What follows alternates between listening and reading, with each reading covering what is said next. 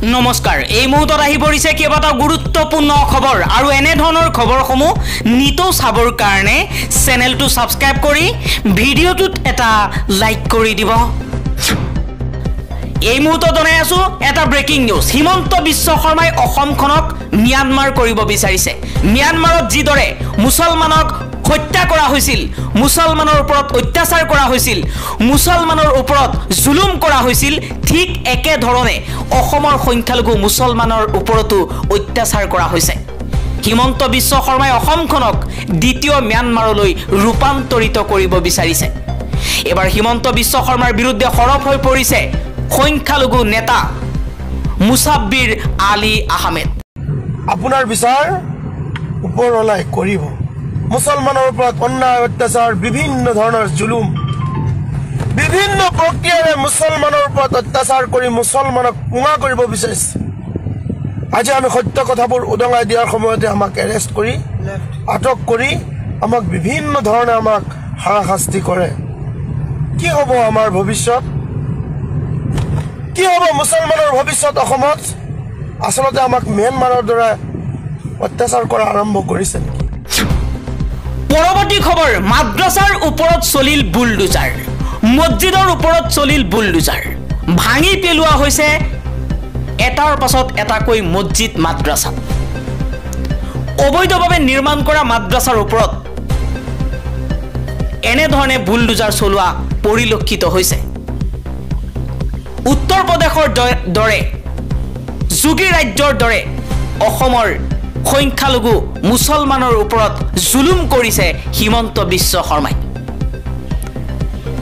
দাৰুল উলুম ফুৰকানিয়া মাদ্ৰাছা সাৰুৱা বাখৰাত এইদৰে বুলডোজাৰ লগাই ভাঙি পেলোৱা হৈছে ৰাস্তাত থাকিবলগীয়া হৈছে সৰু সৰু কণমানি ছোৱালী কণমানি লৰা ৰাস্তাত থাকিবলগীয়া হৈছে উচ্ছেদিত লোক কিন্তু তেওঁলোকৰ ওপৰত অলপো দয়া নালাগিল হিমন্ত বিশ্ব শৰ্মাৰ গাদীখনৰ বাবে আৰু কিমান দিনলৈ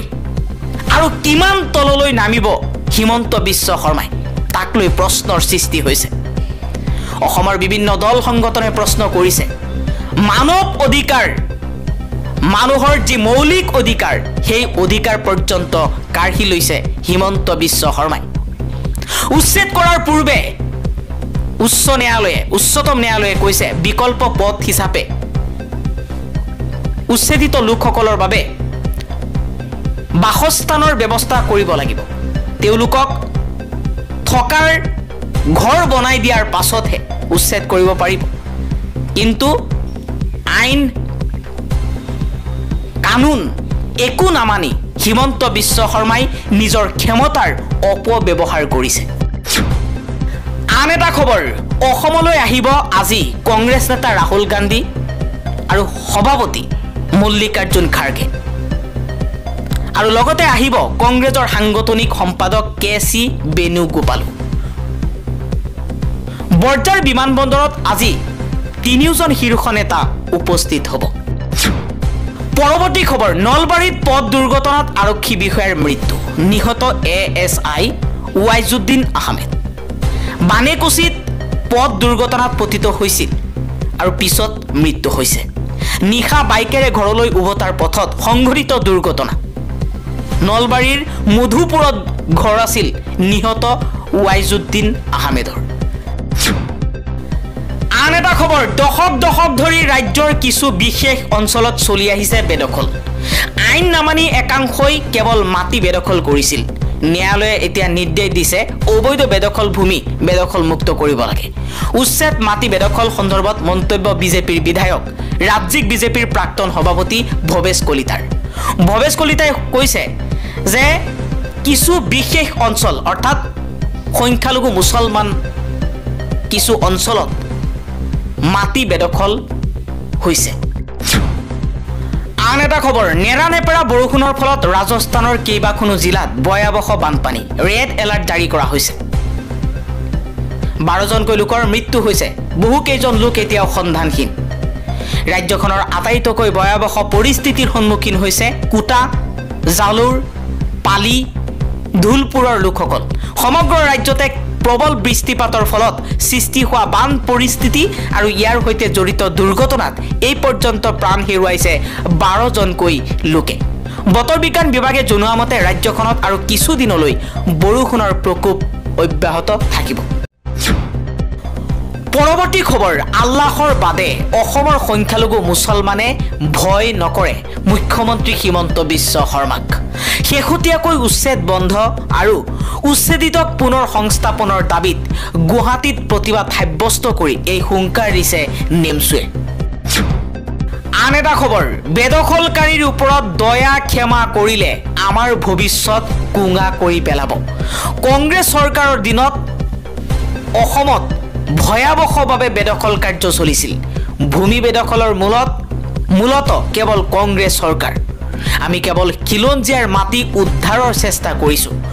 অগপ আমাৰ ভাল মিত্ৰ আৰু মিত্ৰতা আগলৈও থাকিব মিত্ৰতা আৰু উচ্ছেদৰ ওপৰত ৰাজ্যিক বিজেপিৰ সভাপতি দিলীপ শইকীয়াই এই মন্তব্য কৰিছে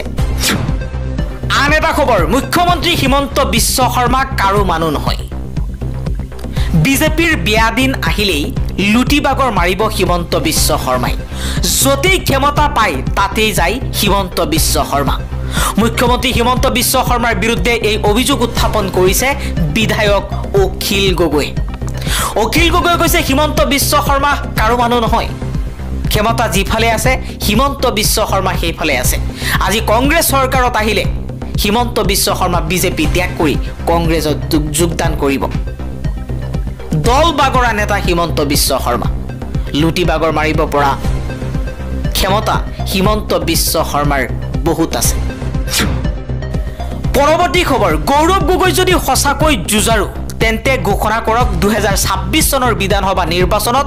মুখ্যমন্ত্ৰী হিমন্ত বিশ্ব শৰ্মাই য'ৰ পৰা নিৰ্বাচন খেলিব তেওঁ তাৰ পৰাই নিৰ্বাচন খেলিব প্ৰদেশ কংগ্ৰেছৰ সভাপতি গৰাকীক প্ৰত্যাহ্বান বিজেপিৰ ৰাজ্যিক সভাপতি দিলীপ শইকীয়াৰ পৰৱৰ্তী খবৰ অসমত নিষিদ্ধ হ'ব লাগে নেমছুৰ নিচিনা সংগঠনক বেন কৰক দেশৰ অখণ্ডতা আৰু সাৰ্বভৌমত্বৰ বিৰুদ্ধে কথা কয় নেমছুক নিষিদ্ধ কৰিবলৈ দাবী তুলিছে বিজেপিৰ সভাপতি দিলীপ শইকীয়াই আন এটা খবৰ ঋণগ্ৰস্ত জনতাৰ বাইক টানিছে পুঁজিপতিক দিছে ৰেহাই মোদীৰ আমোলত